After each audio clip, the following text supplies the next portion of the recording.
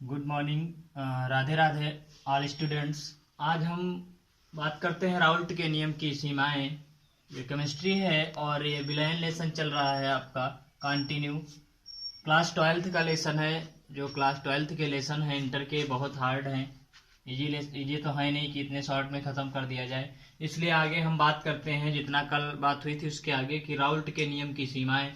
कल हमने राउल्ट का नियम पढ़ लिया था, तो राउल्ट का नियम एक बार रिपीट करते हैं कि राउल्ट का नियम है कि किसी विलयन के वाष्प दाब के आपेक्षिक अवनमन विलेय पदार्थ के मोल प्रभाज के बराबर होता है। इनकी कुछ सीमाएं हैं कि ये नियम किन नियमों पर लागू होता है और इसकी लिमिट्स क्या हैं, तो उसकी बात करते हैं हम। राउल्ट के नियम की सीमाएं हैं। फर्स्ट हम स्टार्ट करते हैं कि राउल्ट ने बताया कि राउल्ट का नियम है तनु विलयनों पर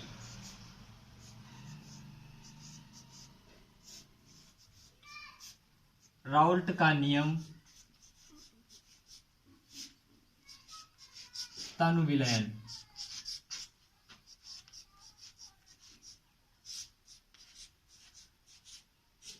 जो राउल्ट का नियम है ये तनु विलयनों पर लागू होता है।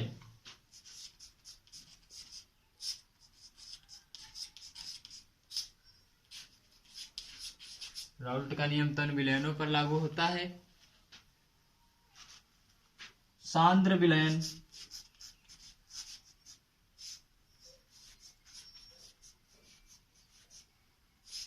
सांद्र विलयन इनके नियम से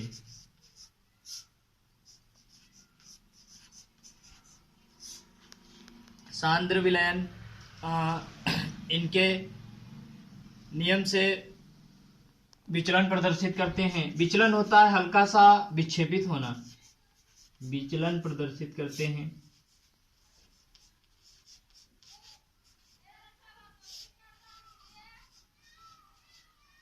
विचलन प्रदर्शित करते हैं। सेकंड है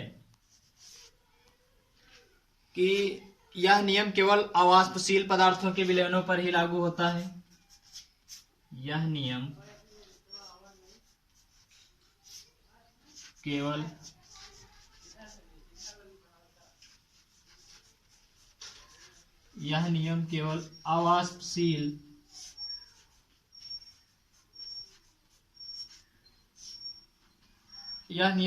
अवाष्पशील पदार्थों के विलयनों पर ही लागू होता है।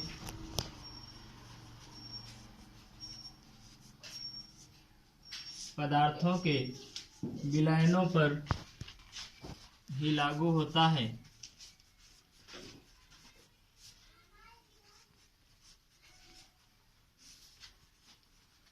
दो नियम्स की बात हो गई है कि फर्स्ट नियम है राउल्ट का नियम तनु विलयनों पर ही लागू होता है और सांद्र विलयन इनके नियम के विचलन को प्रदर्शित करते हैं। सेकंड है यह नियम केवल अवाष्पशील पदार्थों के विलयनों पर ही लागू होता है।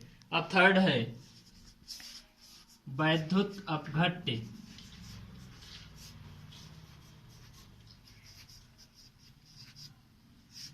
वैद्युत अपघट्य के विलयनों पर राउल्ट का नियम लागू नहीं होता है। जो वैद्युत अपघट्य के विलयन हैं, विलयनों पर यह नियम लागू नहीं होता है। यह नियम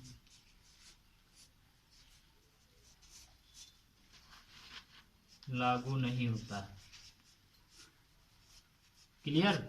अगर वैद्युत अपघट्य है तो ये नियम लागू नहीं होगा। अब फोर्थ पहुंचते हैं कि जो पदार्थ विलयनों में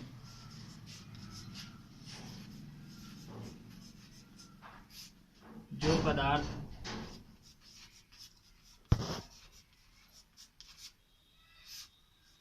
पदार्थ विलयनों में संगुणित हो जाते हैं,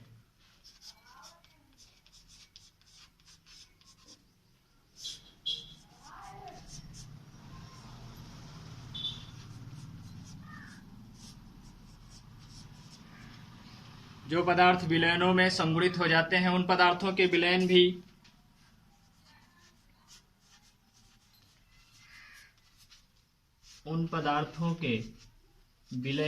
राउल्ट के नियम का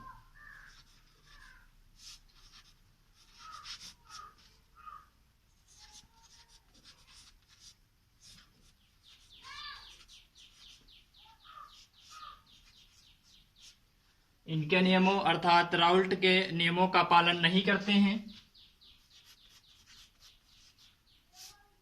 पालन नहीं करते हैं।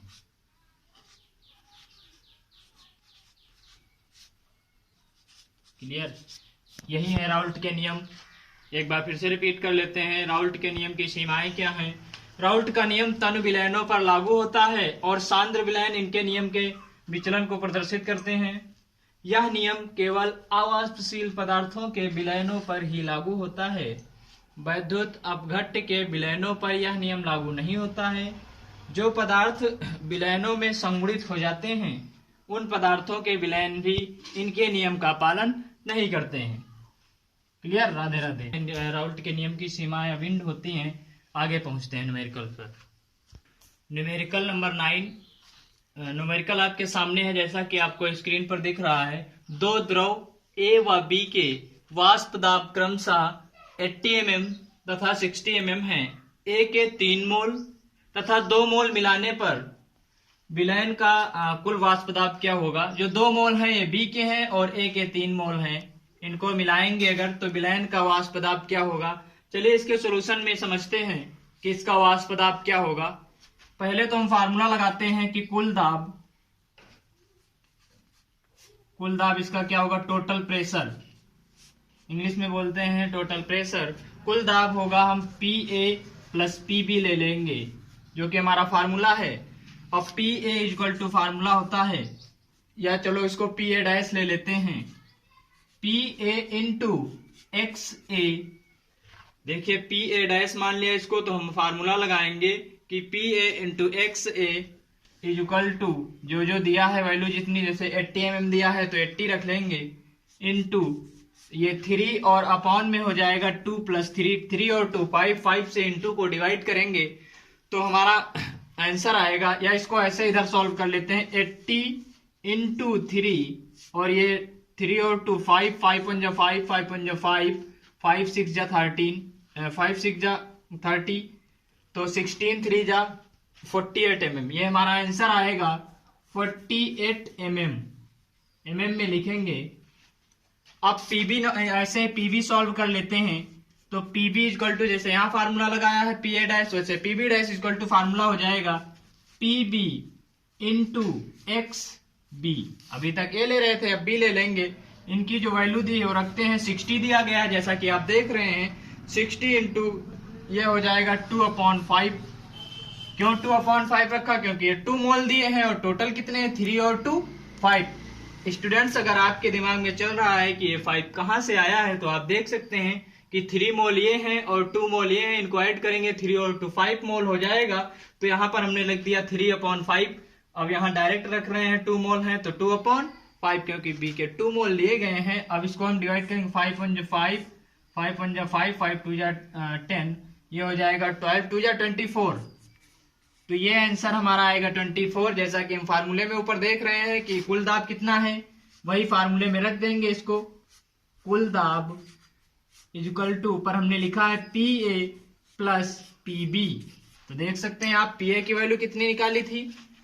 PA की वैल्यू हमने निकाली 48 और PB की है 24 और इनको हम ऐड कर देंगे तो हमारा आंसर आएगा 72 mm। Is that clear? This is your answer. एक बार फिर से रिपीट करते हैं। न्यूमेरिकल दिया गया है कि दो द्रव A व B के वाष्प दाब क्रमशः 80 mm तथा 60 mm है। A के 3 मोल तथा B के 2 मोल मिलाने पर विलयन का कुल वाष्प दाब क्या होगा? तो हमारे पास फार्मूला है, कुल दाब इक्वल टू होता है PA प्लस PB और हम ले लेंगे PA डैश या PA निकालने के लिए PA इंटू XA, जो X मोल लिए जाते हैं। ये 80 दिया है और ये 3 मोल दिया है, 3 और 2 दोनों को ऐड करेंगे 5, तो 80 इंटू 3/5 5 1 जा 5 5 6 जा 30 16 3 जा 48 आ गया। PB equal to PB into XB is equal to 60 into 2/5 5 1 जा 5, यहाँ हो जाएगा 5 1 जा 5 5 2 जा 10, तो 12 2 जा 24। कुल दाब जैसा कि फार्मूला है कि PA प्लस PB, तो दोनों को ऐड कर देंगे और ऐड करने के बाद हमारा आंसर आएगा 72। This is your answer. Is that clear? Numerical number 10, इसमें दिया है कि 12 ग्राम ग्लूकोज को 100 ग्राम जल में घोलने पर विलयन का क्वथनांक 100.34 डिग्री सेल्सियस पाया गया है। ग्लूकोज के मोलर उन्नयन स्थिरांक की गणना कीजिए। ग्लूकोज का सूत्र होता है C6H12O6। तो देखिए C इक्वल टू कार्बन का परमाणु क्रमांक 12 होता है 12, और इसका ऑक्सीजन 16 है और हाइड्रोजन 1 होता है। अब हम इसके सॉल्यूशन पे बात करते हैं।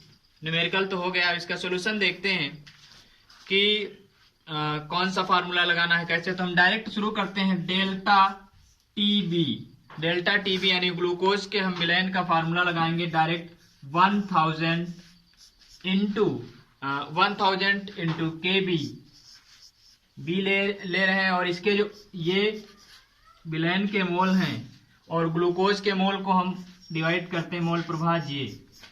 आप देख रहे हैं कि स्मॉल डब्ल्यू और ये कैपिटल डब्ल्यू है। इसका मतलब है कि ये विलयन के मोल हैं और ये टोटल जो हमारा दिया गया 100 ग्राम उसके हैं। इसका फार्मूला, या फिर हम ऐसे लिख सकते हैं इसको के बी, ये देखिए के बी इक्वल टू, अभी तक टी बी ले रहे थे तो हम लिखेंगे के B equal to delta T B into M into, ये देखिए एम आपका दिया गया है, और W अपॉन दिख रहा है ना 1000 इंटू स्मॉल w। एक बार फिर से इसको हम रिपीट करते हैं। 100 into K B into W upon M into W। तो यहाँ पर हमको रोकना है के बी। यदि हम के बी को इधर रोक लेंगे तो एम इंटू डब्ल्यू इधर भेजेंगे तो ये हो जाएगा delta T B M into W. और जो ऊपर लिखा गया है 1000 और W, इसको अपॉन में ये नीचे चला आएगा तो इसको हमने अपॉन में लिख दिया है। इसमें आपको बता दें कि W क्या है, ये क्या है, उसके बाद में आगे हम सॉल्व करते हैं। तो दिया है जो दिया है उसको पहले लिख लेते हैं। स्मॉल W है विलेय का भार, ये है विलेय का भार, और जो कैपिटल W है ये है विलायक का भार, जो कि 100 दिया गया है ऊपर। विलायक का भार अगर चाहें तो लिख सकते हैं कि 100 ग्राम विलायक का भार दिया गया है। और M है ग्लूकोज में, M जो है वो है हमारा ग्लूकोज का अणु भार, जो घोला गया उसमें ग्लूकोज का अणु भार। आप देख सकते हैं कि ग्लूकोज का अणु भार कितना दिया गया है। ग्लूकोज का अणु भार होता है 180। वैसे स्टूडेंट, ग्लूकोज का अणु भार होता है 180 और बाकी हमको 100 दिया गया है विलायक का भार, और जो 12 ग्राम दिया गया है ये स्मॉल w है। अब इनकी वैल्यू रखते हैं जो ऊपर फार्मूला दिया गया है इसमें, और डायरेक्ट हम सॉल्व करते हैं। Delta T B equal to, हम इसमें फार्मूला लगाएंगे T A minus T zero equal to 100.34, और ये प्लस माइनस का निशान लगा है, माइनस का निशान लगा देंगे और इसको माइनस कर देंगे। कितना माइनस करेंगे? 100, जो कि ऊपर दिया है।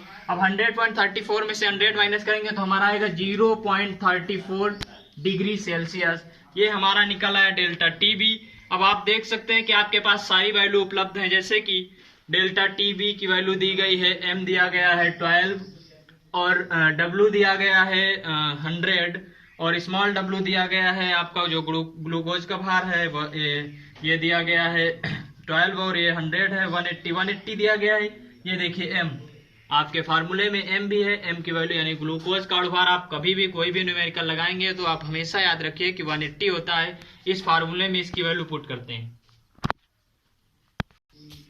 स्टूडेंट देखिए के बी इक्वल टू है फार्मूला आपके पास T B, delta T B into M into W upon, इसको लिखेंगे 1000 अपॉन ओमेगा यानी डब्ल्यू ए बी। अब इनकी वैल्यू पुट करते हैं डायरेक्ट, जो वैल्यू दी गई हमको के बी की वैल्यू फाइंड करनी है। तो हम लिखेंगे के बी इक्वल टू 0.34, जैसा कि अभी हमने आंसर निकाला है, और ग्लूकोज का जो मोल दिए गए हैं वो 180 हैं, और डब्ल्यू की वैल्यू दी गई है 100, वो वैल्यू पुट करते हैं। इसके बाद में ये तो 100 दिया ही है आपके पास, 1000 दिया ही है, और ये 12 दिया गया है। अब इसको हम डायरेक्ट क्रॉस करते हैं, 2 जीरो से ये जीरो कैंसिल कर देंगे, एक जीरो और है तो इसको हटा देंगे। इसका हम देखिए 2 6 जा 12, 2 9 जा 18 और ऐसे इसको क्रॉस करेंगे। 2 3 जा 6, 2 1 जा 2, 2 7 जा 14, ये पॉइंट में है। जब इसको इंटू करेंगे तो हमारा आंसर आएगा 0.51 और इसको लिखते हैं डिग्री सेल्सियस मोलर। इसको क्रॉस करने के बाद हमारा आंसर आएगा 0.51 degree Celsius molar. This is your answer. एक बार फिर से रिपीट करते हैं बहुत फास्ट कि KB equal to delta TB M into omega upon 1000 into W। अब इसके बाद में KB में वैल्यू रखते हैं 0.34 इंटू 80 इंटू 100 अपॉन 1000 इंटू 12। बाद में इनको क्रॉस कर देते हैं। क्रॉस करने के बाद हमारा आंसर आता है कट करने के बाद 0.51 degree Celsius molar. This is your answer. Radhe Radhe. Numerical number 11 शुरू करते हैं। 6 ग्राम यूरिया को 200 ग्राम जल में घोलने पर प्राप्त विलयन का क्वथनांक 0.28 डिग्री सेल्सियस है।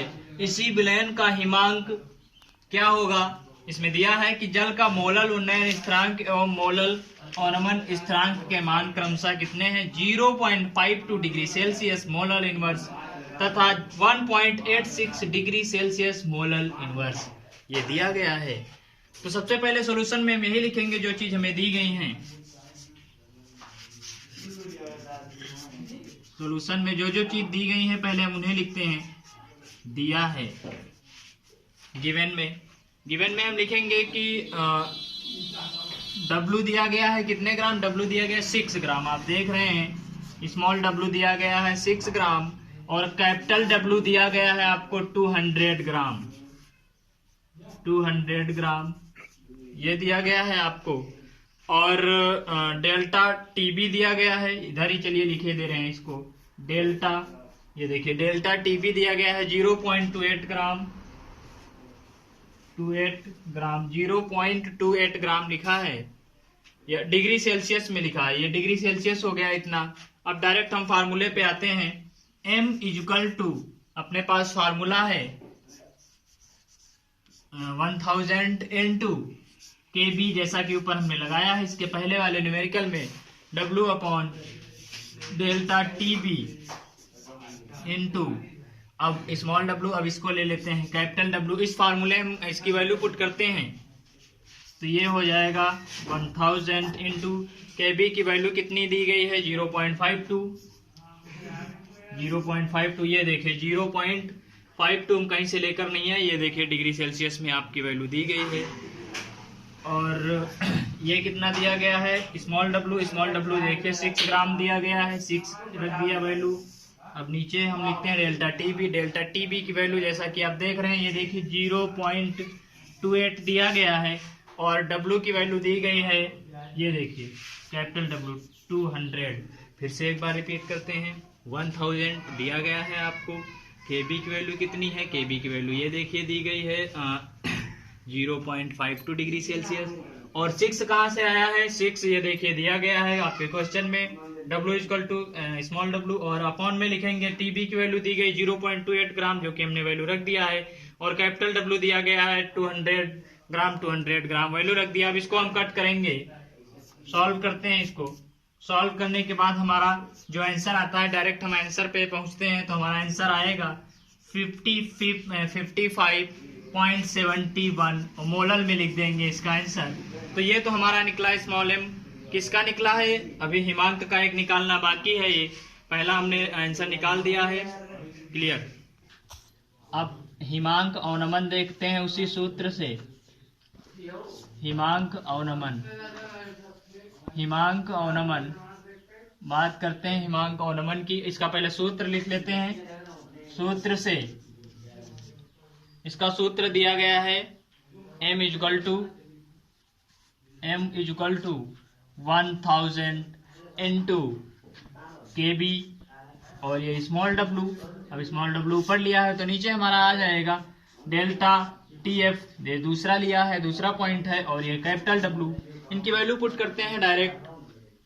अभी हमने m की वैल्यू निकाली इसके पहले, तो m की वैल्यू आई थी हमारी 55.71 इक्वल टू, ये वैल्यू रखते हैं यहाँ पे। और kb की वैल्यू अभी दी गई, क्वेश्चन में दी गई है 1.86 और ये दी गई है 6 अपॉन tf की वैल्यू दी गई है जो कि हमें निकालनी है। tf इक्वल टू मान लेंगे t0 माइनस tf, ts मान लेते हैं इसको और इसे यहीं पे रोक देते हैं।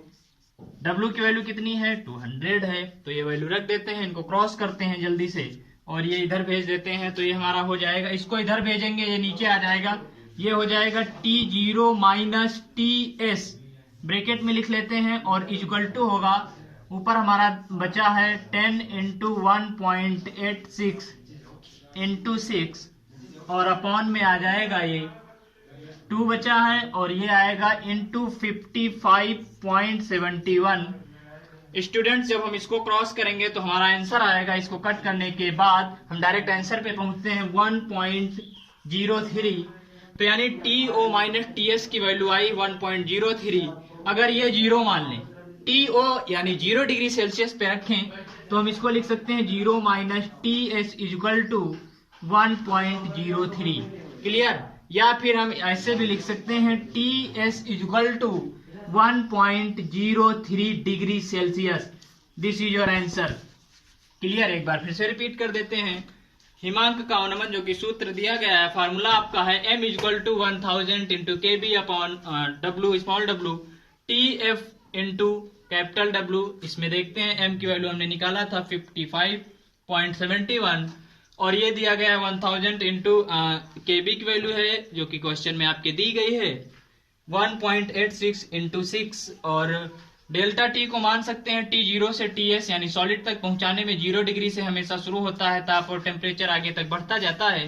कैपिटल W की वैल्यू दी गई है 200, 0 से 0 2 0 हम क्रॉस कर देंगे, इधर क्रॉस करने के बाद हम देखते हैं इसको इधर भेज देंगे और 55.71 को नीचे ले आते हैं ये, तो यहाँ पे पूरा क्रॉस करने के बाद हमारा आंसर आएगा 1.03। स्टूडेंट्स अगर हम इसको 0 डिग्री सेल्सियस पर 0 ही मान ले तो हमारा बचेगा TS, तो TS की वैल्यू हो जाएगी 1.03 डिग्री सेल्सियस।